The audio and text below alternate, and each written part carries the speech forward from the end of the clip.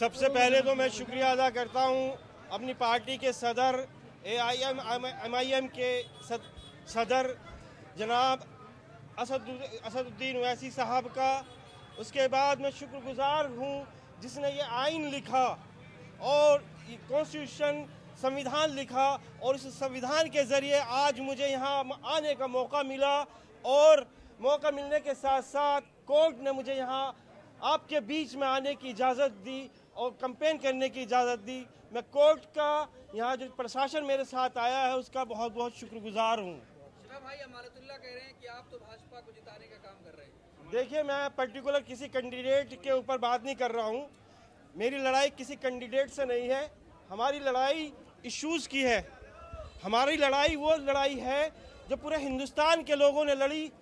उसमें जामिया मिलिया इस्लामिया ने जो एक आवाज़ उठाई थी वो आवाज़ पूरे हिंदुस्तान में गई और उस आवाज़ ने एक हद तक NRC और CA पे स्टॉप लगा दिया। हमने वो लड़ाई लड़ी है। हम ओखला के सड़क के मुद्दे पर लड़ाई नहीं लड़ रहे, हम बिजली के मुद्दे पर लड़ाई नहीं लड़ रहे। हमारे इश्यूज़ जो बीजेपी जो लोग ये सो कॉल्ड सेकुलर पार्टियां जो ये कहती हैं कि AIM बीजेपी को जिताने के लिए लड़ रहे हैं, तो मैं उनसे सबसे ये मालूम करना चाहता हूँ कि आपने हरियाणा में किसके लिए लड़ा, आपने महाराष्ट्र में किसके लिए लड़ा, आपने गोवा में किसके लिए लड़ा, तो फिर आप बीजेपी की बी टीम हुई क्योंकि आपने गुजरात, गोवा, महाराष्ट्र, हरियाणा में कांग्रेस को हराने का काम किया। आज इसी तरीके से दिल्ली के अंदर कांग्रेस बीजेपी के साथ काम कर हर सीट पे खड़ी हुई है, तो यानी कि वो बीजेपी के लिए काम कर रही है।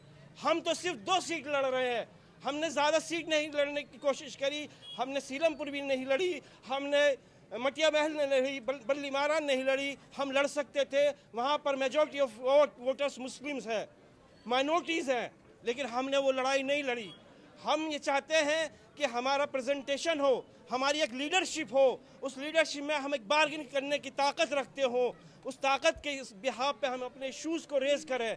ये जो लोग बीजेपी का डर दिखाकर हमारे इश्यूज़ को ढक देते हैं और उस ढकने के बाद हमें डराते हैं कि बीजेपी जीत जाएगी, हम हार जाएंगे, तो क्या 68 सीटों की जिम्मेदारी कौन लेगा? 68 सीटों पे भी तो आम आदमी लड़ रही है, तो 2 सीट हमारे लिए छोड़ दो।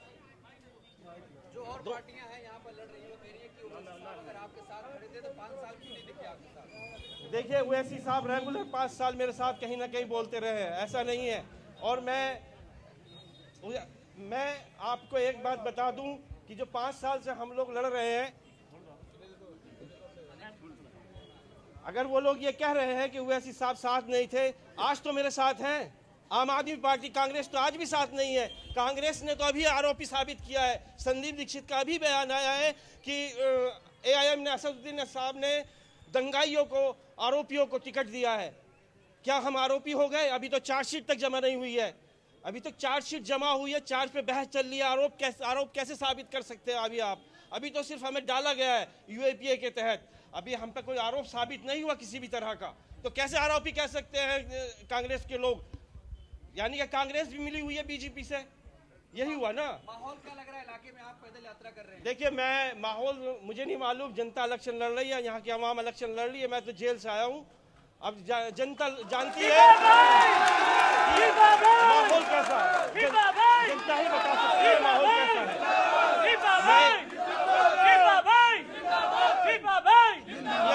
ये तो जनता ही तय करेगी कि हक की लड़ाई लड़ने वाला कौन है, आपके हक के लिए कौन लड़ सकता है। पिछले 20 सालों से, आज 25 सालों से अगर कोई लड़ाई लड़ी है तो हम लोगों ने हक की लड़ाई लड़ी है। जामिया में जब मैं तालिब इल्म था तब भी हमने मानव की अक़लियती के लिए लड़ाई लड़ी और 2011 में जामिया मिलिया इस्लामिया की अक़लियती किरदार मिला। सवाल ये है कि आपके लिए कौन बोलने वाला है? आप जब तक अपनी लीडरशिप कायम नहीं करेंगे, जब तक हम आपसे कोई बात नहीं करेगा।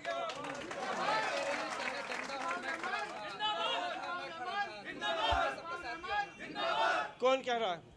मैंने कहा मैं विधायक की, मैं ओखला की बात ही नहीं कर रहा। हमारी इश्यूज़ की लड़ाई है। आम आदमी पार्टी ने क्या किया? 24 फरवरी 2020 को रात को 10 बजे हम लोग उसके घर पर जाते हैं केजरीवाल के और उससे दरख्वास्त करते हैं कि मुस्तफ़ाबाद और चांद बाग में एम्बुलेंस भेज दीजिए, लेकिन वही नहीं, वो एम्बुलेंस नहीं भेजता।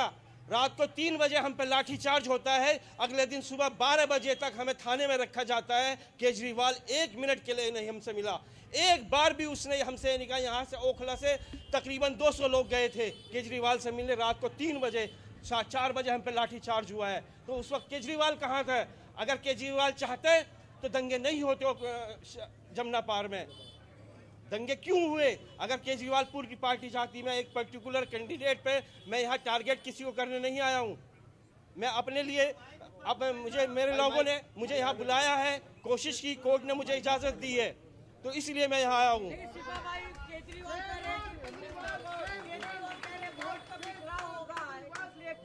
सिर्फ 2 सीटों पे वोट का बिखराव होगा? 68 सीटों को संभाल लें।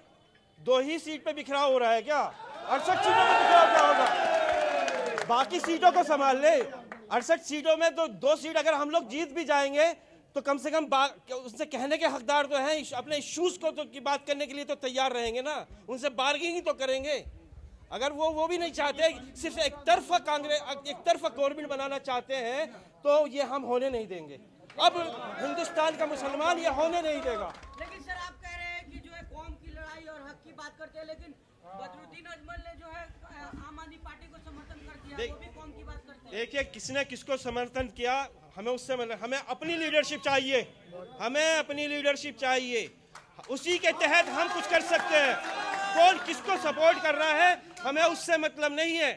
हमारा मतलब ये है कि हमारे इश्यूज को कौन उठाएगा, हमारे इश्यूज की कौन बात करेगा, मतलब ये है। शिफा भाई तुम संघर्ष करो, हम तुम्हारे साथ हैं। शिफा भाई तुम संघर्ष करो, हम तुम्हारे साथ हैं। अरे जीत गया, वह जीत गया, शिफा जीत गया। कहा जा रहा है कि वैसी साहब जो है दंगाइयों को चुनाव लड़ा रहे हैं। कौन कह रहा है? तमाम मीडिया चैनल में चल रहा है, भाजपा के लोग कह रहे हैं, कपिल मिश्रा कह रहे हैं। भाजपा तो कहती रहे, भाजपा ने तो अंदर ही क्या दंगा ही तो भाजपा ने कराया। भाजपा से क्या मतलब? जो कांग्रेस पार्टी है, जब वही कह रहे हैं, हमारे कोई केस से कोई ताल्लुक नहीं है। देखिए, वो पार्टी चाहे, वो उनका पार्टी है, पार्टी किसको दे रही है। मैं ओखला की जनता से यही कहना चाहूँगा कि आप लोग बहुत मैच्योर है, ओखला की जनता, ओखला की आवाम बहुत मैच्योर है, बहुत समझ कर वोट डालती है। जैसे हिंदुस्तान के अंदर दूसरी आवाम, दूसरी कम्युनिटी के लोग बड़ी सोच समझ कर वोट डालते हैं, इस बार आपको भी बहुत सोच समझ कर वोट डालना है। आप ये समझिए, जब 4% लोग अपना हक की लड़ाई लड़ सकते हैं, 4% लोग अपना चीफ मिनिस्टर बना सकते हैं, क्या 15% लोग क्या अपने हक के लिए एक हॉस्पिटल की बात नहीं कर सकते, या अपने हक के लिए रोजगार की बात नहीं कर सकते, या अपने हक के लिए दूसरे तालीम की सहूलत के लिए बात नहीं कर सकते?